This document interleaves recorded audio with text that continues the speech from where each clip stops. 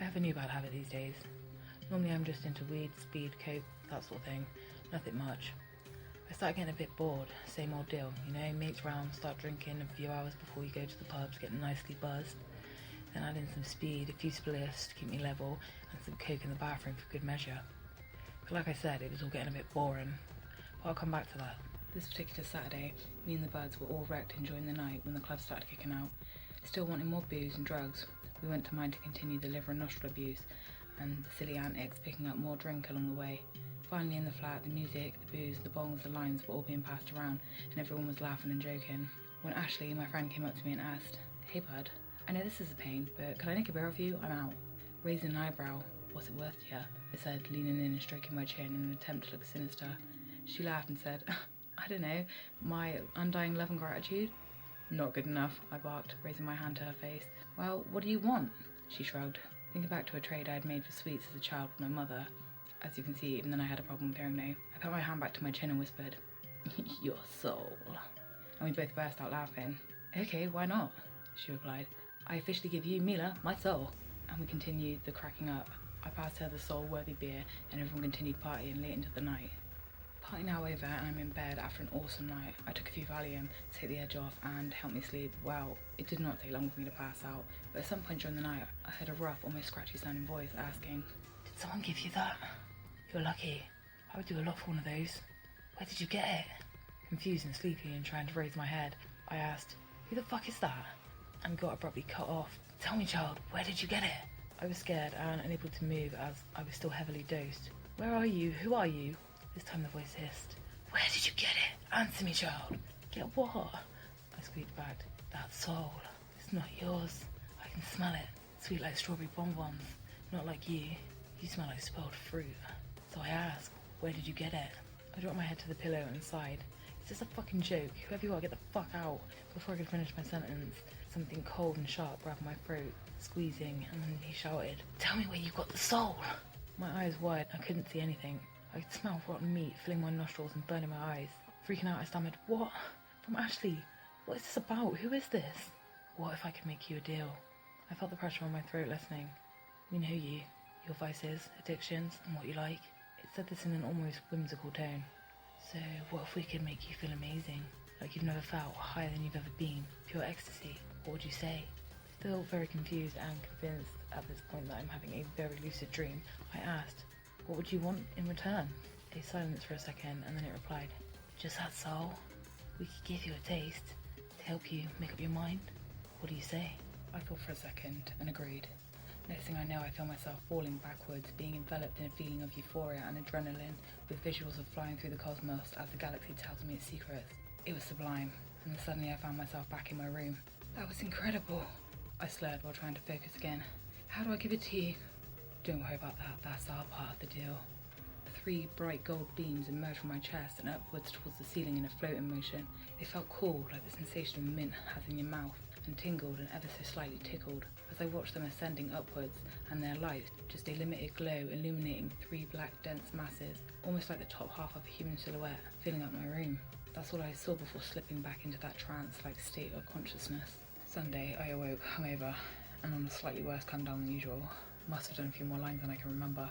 And suddenly that crazy dream flashed into my head, and I laughed to myself about how real it felt. Later that day at my shift at work in a small restaurant, Ashley and Jenny came by for a coffee and to chat on my break. We were all reminiscing about the night before when Jenny said she blew off work today, Ashley adding she did too because she wasn't feeling ill. I'm probably down with that flu everybody's getting, or something, I don't know. And me slightly backing away saying, "Well, keep it to yourself, I felt better myself and I don't want to catch it." With that, we all said goodbye and they left. I finished my boring shift and went home. On the sofa that evening, watching Family Guy and chasing Valium with beer and smoking joints. Okay, you may have guessed I have a slight drug problem. A lot of it's because I suffer with mental disorders, like depression, post-traumatic stress and other things. Anyway, moving on. I was startled awake when I heard a voice saying, "We're back for the rest." Looking around in the darkness as the TV had timed off, knowing this time I was not asleep, I started freaking out, realising, oh my god, that was real. That was not a dream. Holy fuck, you're real. I heard a creepy hushed giggle. "Yes, dear, we're real. We have come for the rest." As the golden rods escaped my chest excitedly, I looked around in amazement for once again becoming submerged in a pleasure like no other. This time when I woke, they were still there. In a fading voice I requested, More, please. One of them laughed. If you want more, we need souls. It's up to you. We'll be waiting. And the room was empty and silent, and I fell back into a deep slumber. The weekend after, I was back to the same old routine. Drink, drugs, party. But it was even more boring than before. I wanted that wonderful feeling back, that transcendent feeling, that pure happiness and joy. As I was thinking this, my friend Richard asked, "Can I be cheeky and rob a line off you? Bit skint this week." So I gave him the question, "What's it worth to you?" Smirking, he replied, "What do you want?" Giggling all girly, I said, "How about your soul? All you have to do is say, 'Mila, I officially give you my soul.'" And I laughed again. He laughed too and uttered, "Mila, I officially give you my soul." So I gave him the line. That was easy, I thought, as I walked to get another drink. As the clubs were closing and everyone decided to go to Jenny's house for a nightcap, they asked me if I was coming, and I declined, saying I had a shift in the morning. Sitting on my bed, snorting a line, lighting my spliff and readying myself for a second, I turned out the light and said, "I've got one." Silence. Nothing at first. Then it spoke. Only one of them spoke, ever. The others laughed occasionally, but otherwise they were silent. "Well done. You're good at this, Mila. We have a proposition for you. You can feel like this every night. All you have to do is promise to get us one soul a week." "Is that all?" I blurted out. "Yes. Once you promise this, though, you can't go back, ever." I pondered for a second, and being the one-track mind drug addict, I thought the heavenly feeling and said, "Yes, just one soul. I can do that." I thought to myself, she gave me her soul as a joke, like I did when I was a kid. I mean, sane people will agree. I know this whole sitch is a bit fucked up as far as things go, but I don't have the right to give another soul away, do I? Because that's just fucked up. Before my mind could wander any further, I heard an excited squeal, and he said, "Wonderful. Enjoy your treat and we'll enjoy ours." With that, I went flying back into a state of relentless bliss and continued to do that every night that week. A beautiful evening started, and I was back on the prowl for souls again, asking the same question, "What's it worth to you?" And succeeding in getting another precious essence. I couldn't wait and left to go and receive my prize, excited like a teenager planning to get drunk for the first time, and it was epic. The next morning, waking from my coma, the phone ringing, I answered. "Hello, Jen, what's up?" Mila, it's so bad, they found Ashley." "What do you mean they found Ashley? I thought she was sick." No, they found her dead." I sat up in bed. "What do you mean they found her dead? What happened to her?" I exclaimed. "She died of a heart attack. They said probably something to do with too much amphetamines." "Oh shit, I'm so sorry. Oh, poor Ashley." After a few more minutes of talking and consoling, I got off the phone and started getting ready for my shift. But a couple of hours later, I got a text from another friend reading, "You know that guy Rich from the other night? Well, he went into hospital not feeling right, and unfortunately, he died about 3 hours later from a heart attack. What is going on? Crazy." I stopped instantly. This is too freaky, I thought. No way, is this because of me? Am I the reason for this? In the end, I decided I would ask them myself, so I skipped work and waited. When night fell, I did my line, lit my spliff, and turned out the light, and they appeared. "I need to ask you something." I paused, not sure I wanted to know the answer. "Did my friends die because of me?" I heard 3 sniggers. "Well, yes, dear. But why? What did they do?" I cried. "It's not what they did, it's what you did. You traded their souls to devour for your pleasure." I gasped. "I did not do it to kill them. I wouldn't have agreed to that. What have I done? I don't want to do this anymore. I take the deal back." I hit a big, deep laugh this time. "Oh, no, my dear, you can. I told you when you made this deal." "Well, I won't. I'm not doing it. You can get your own souls," I shouted. "It doesn't work like that. You made this deal, and you will collect them, otherwise the loneliness and emptiness inside of you will grow from a dull silence to a screaming monster and make your life unbearable. Your body will ache for it like a never-ending flu. You will hear it calling for you through everything you do. It will drive you insane. So you see, there is no way out. You will feed us, just to make it stop." As I slipped into nirvanas and the loud insidious laughing began to fade, this time I was asking myself, what have I done? Well, they were right, in every way. At this point, I was so addicted to that feeling and so in pain, I tried not to give in to their will and refrain from stealing souls, innocent souls. But it didn't last long, and the misery became too much, and I did it, and it was easy. With my friends, acquaintances, and a few foolish drunk strangers dropping like flies of drug-related heart attacks. Wow, that's what the papers were saying anyway. I could feel myself slipping away, what was left of me anyways. I had almost no guilt or remorse. I just wanted to fix, sometimes bring the extra souls home, just for an even longer trip. I don't even work anymore. I lost my job weeks ago. I'm constantly being late, missing shifts, and being aggressive with customers. I have to steal for food to eat. Wow, when I remember to anyways. I'll be evicted soon. I have the red letters, but I don't care. I just need to fuel my beautiful, disgusting habit. I just need souls. Anybody's.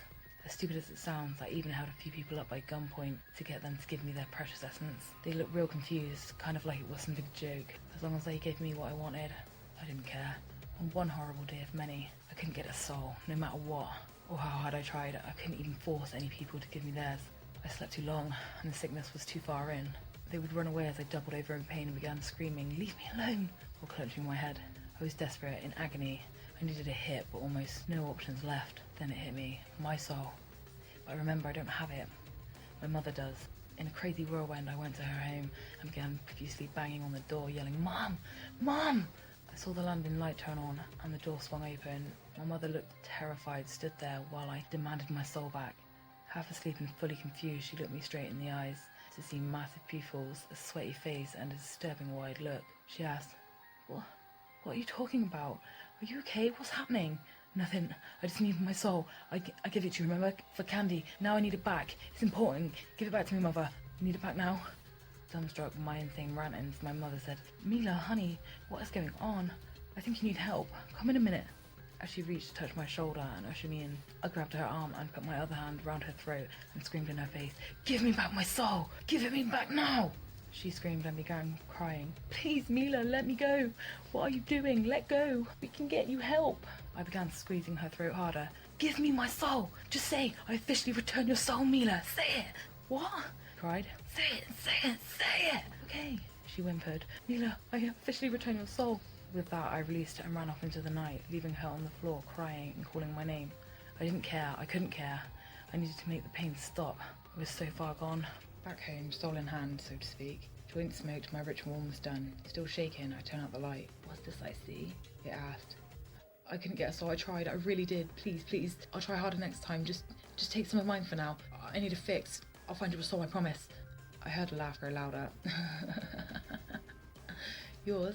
Why would we want yours?" it sneered. "It's rotten, almost completely black. Not a meal, barely a snack. Your soul smells like decomposing bodies. It's rancid inside.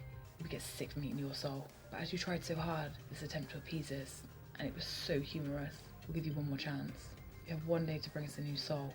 I was so elated by this. I keep my soul on another day to get a new one, and feel that high and that well again. So excited I almost forgot to ask, "Why is my soul black? What's happening to it?" "Consequences, my dear. Siphoning souls leaves immense damage to your own." My eyes filled up and I sobbed and whispered, "But what will happen to me? Will I die? Like the rest?" In an almost sickly sweet tone he delivered, "Oh no, dear. When a being's soul has been consumed by us, you pass away from what seems like natural causes. When you steal and bargaining with people's souls such as you have for your own selfish desires, denying their soul's ascension, binding it for eternity to this limbo, it rots away at your soul little by little until it dies." I was freaked out by this. What had I gotten myself into? And the words just fell out of my mouth. "My soul is black. I haven't traded that many. Have I? Is there no redemption?" "Silly girl, not for you, my dear. Giving your soul away so young, you became estranged. It has no life vessel, no purpose, leading it to start blackening many, many years ago. You don't have long until you become one of us." Weeping, I asked, "But what are you?" "We, my dear Mila, are everything you blocked out with drugs. We are the loneliness, the despair in the world. We are what evil people do and what they become. We are the corruptors of innocence, planting seeds of uncertainty that will grow into an empty abyss. We are the soul reavers, and we feed on life itself." And with that, they were gone. "But you never told me any of this. You tricked me." I screamed and broke down crying in my bed until the tears swelled my eyes shut and I fell asleep. So these are my choices. Do not collect a soul and become doomed to a life of endless torture and torment, mentally and physically, meaning I will probably get locked away till the day I die. Or collect one or two more souls, let them feed, lose mine and become one of the evil bastards that tricked my stupid drug-crazed mind into this. Or there's... suicide.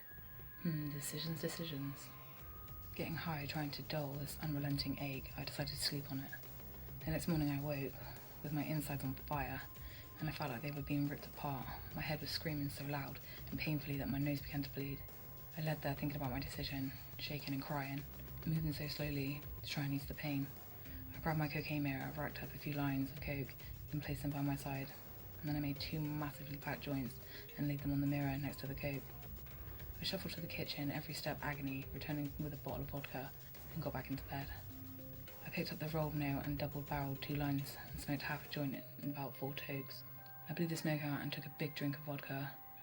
I thought back over my life, the ones I'd loved, the things I'd done. For the first time in weeks, I felt like me again, the old me, even through all the pain. I lit my second joint. About halfway through, I finished my drink and snorted the last lines of coke. In that moment, I felt like I did when they drugged me. All the hurting stopped, peace and quiet, no pain, and the euphoric embrace.